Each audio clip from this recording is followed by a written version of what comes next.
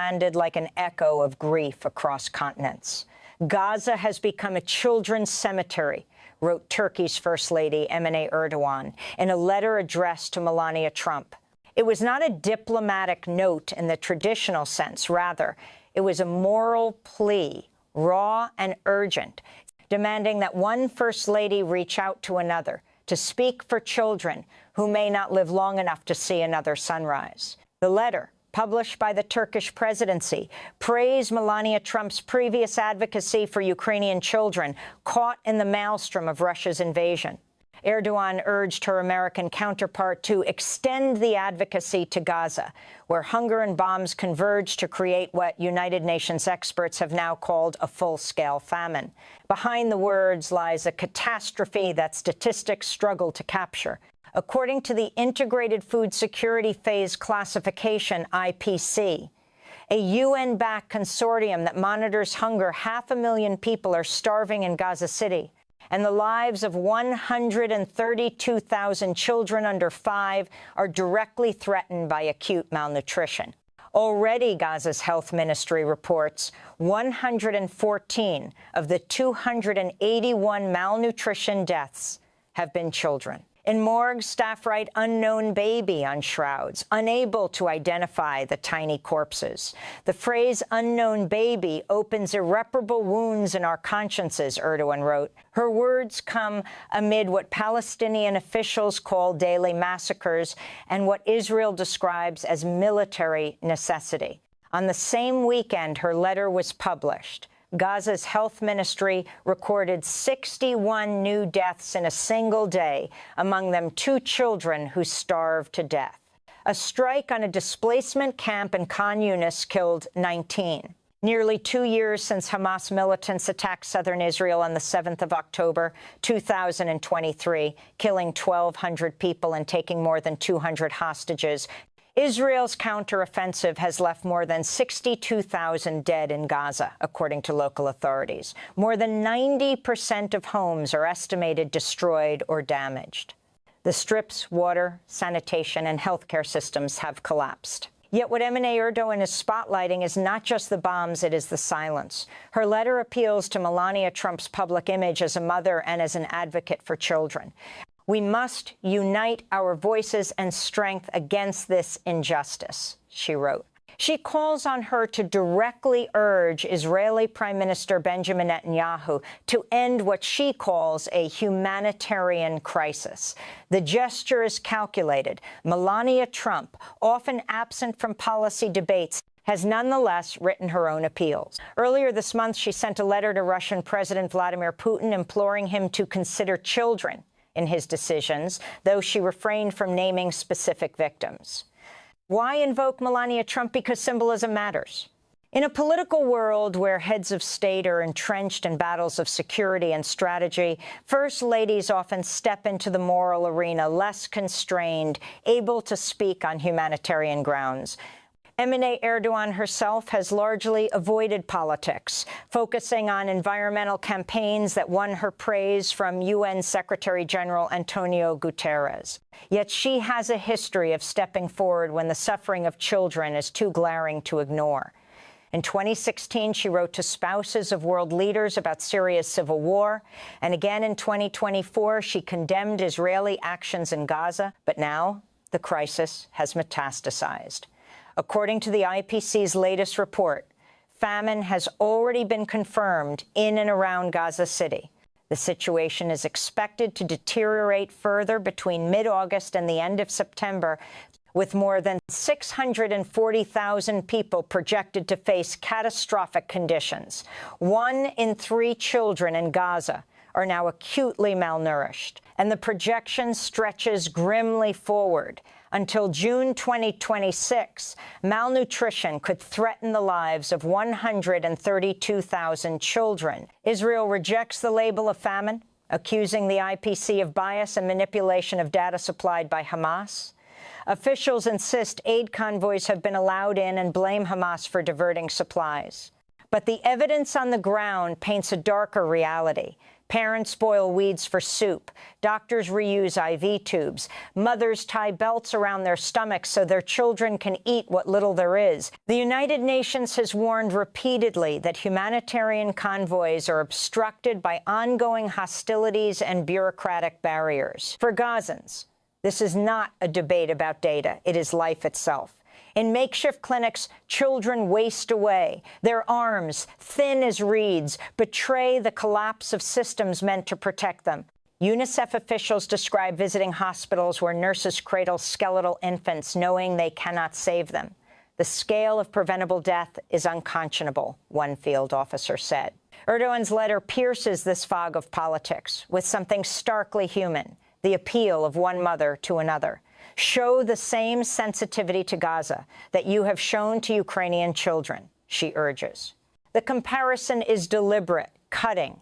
In Western capitals, Ukrainian children became emblems of innocence under attack, generating billions in aid and resettlement support. Gazan children, meanwhile, remain trapped in rubble, too often politicized into statistics rather than recognized as human beings with birthdays, dreams, and futures.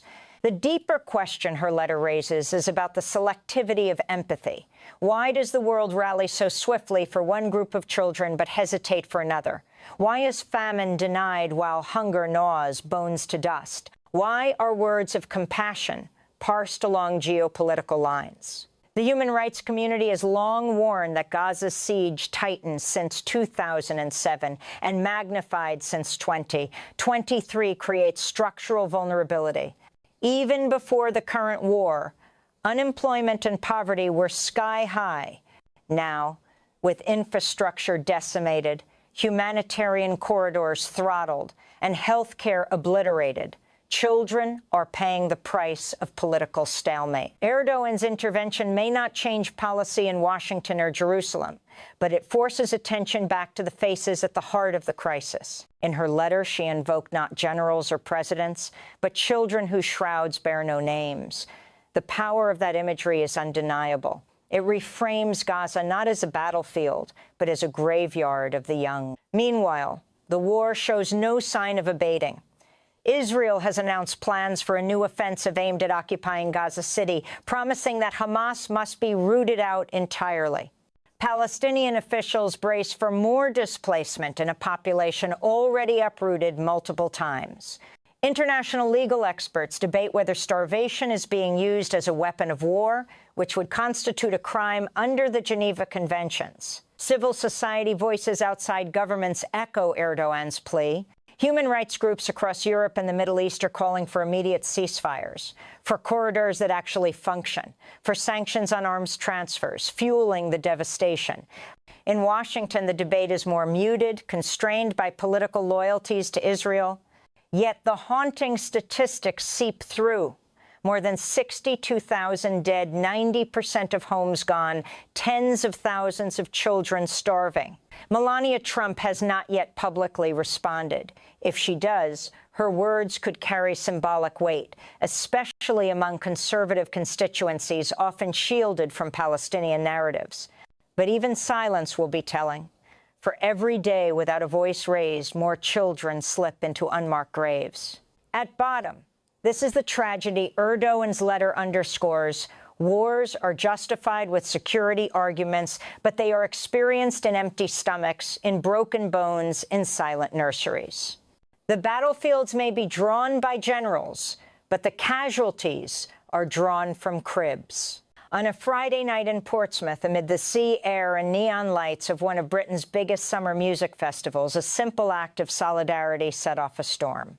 The Irish folk group the Merry Wallopers unfurled a Palestinian flag on stage and chanted with the crowd, "Free Palestine." Within minutes, their microphones went dead, the flag was taken away, and a clash over art, politics, and freedom of expression erupted, reaching far beyond the festival grounds. Victorious festival organizers at first defended their actions. They claimed the band had used a chant widely understood to have a discriminatory context, but footage posted by the Wallopers themselves on Instagram told a different story. The videos showed a jubilant crowd, voices rising in unison to the chant, confusion spreading only after a festival worker removed the Palestinian flag and the sound system was cut. No words of hate. No discriminatory slogans, just the 3 syllables of a call for liberation. The band quickly demanded an apology and a retraction of the organizers' statement. They reminded the public that Free Palestine is not an incitement to hate, but a plea for justice and survival for a people under siege. Their fans rallied in outrage. Social media lit up with calls to boycott the festival. Other bands joined in solidarity. The Last Dinner Party said they were outraged and withdrew from the festival. The Academic pulled out as well. Suddenly, what should have been a weekend of music and joy became a flashpoint in Britain's ongoing debate over Palestine, censorship, and the limits of artistic freedom. By Saturday, organizers were on the back foot. They issued a new statement acknowledging they had not handled the explanation of their policies sensitively or far enough in advance to allow a sensible conclusion to be reached. They admitted the audience could not hear what was said once the band's microphones were cut. They apologized directly to the Merry Wallopers, called them a fantastic band, and stressed that cutting the show was the last thing we wanted for the band, their fans, and ourselves. They also promised to make a substantial donation to humanitarian relief for Palestinians. But the apology raises deeper questions. Why was the flag removed in the first place? Why was the chant branded discriminatory?